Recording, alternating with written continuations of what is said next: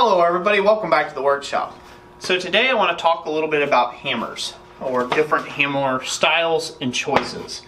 And as the titling implies, form follows function. Okay, so I'm just laying out a couple different types and examples of hammers here so you guys can see the differences a little bit. This is applicable to the beginners and master smiths alike, or anywhere in between. But what I want to take and showcase here is the fact that the form of the hammer and what style of hammer you choose to do your ironwork with does not dictate the outcome of the ironwork or the quality of the ironwork or anything else. What matters in this is the functionality of the hammer. So if you take and forge out anything, draw a taper on something, it could be done with any one of these hammers that you see here. Some would say it's more efficient with one or the other, but ultimately you draw out a taper, the taper's the same across the board.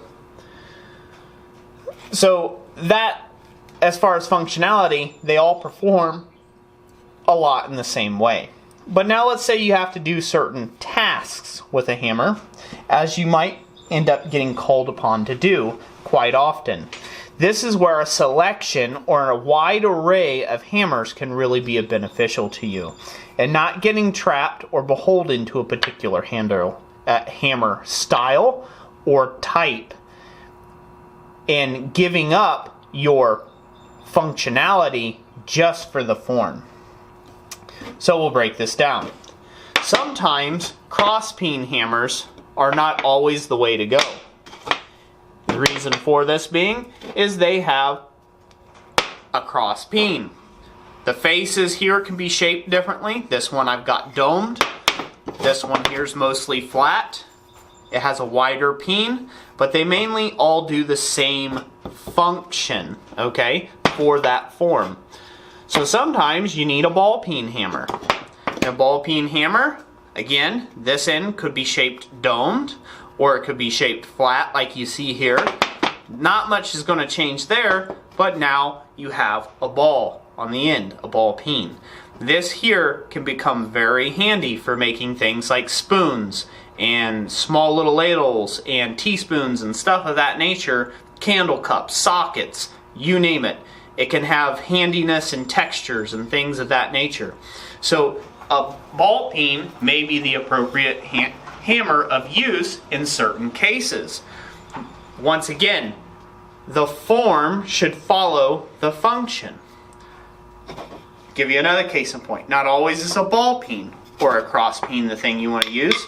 Sometimes you might like to use a rounding hammer, or a turning hammer, Farrier's turning hammer or clipping hammer, and these can be shaped any numerous ways. This is a hammer that I make, and I made for myself just to see if I would even like rounding hammers. And to be quite honest, it has its uses, and it's kind of nice in certain areas, but I designed this hammer to have one pitch for one purpose, and that was to get on the inside of bevel scrolls that I was making at the time, and it worked perfectly for that. I had a slight crown to this face. I could have done one of my other hammers at that time to have that same sort of crown, but it had the added benefit that I could then have a planishing face as well, a face to planish out the work after I had done the main majority of the forming on the inside of the curves. So this hammer's form was all developed out of function, or functionality, that one bit of function that I needed it for. I do not use this hammer all the time. The balance of it's fairly good, but I wouldn't say it's any better or any worse than any of these other hammers. This one here, I designed this hammer out of stainless steel. It's got a fairly sleek face to it. It's got a planishing face, and then a big broad peen here. I did that for my copper work. There's a certain texture that I achieve with this hammer face, and there's also another different texture I achieve with this hammer face. And so therefore, once again, its form followed its function. I needed to take and have it function to do the job and the task at hand. So that's just another example. One last example here that I'll go into is this one here. You can see this has a really narrow handle. Heck, it's not even straight. It's kind of filed, crooked and stuff. But this hammer here I use in lock work. I designed this hammer based off of something that I saw Tom Latané have. And it was just like a small little peening hammer, just a little rivet hammer.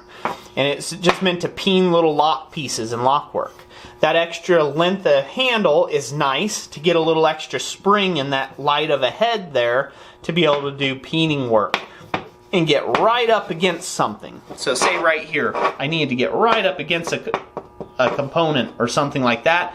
I could with this hammer. It would give me enough clear space in there. Now I particularly like the form of this hammer quite well, but again, its function is more important than its form.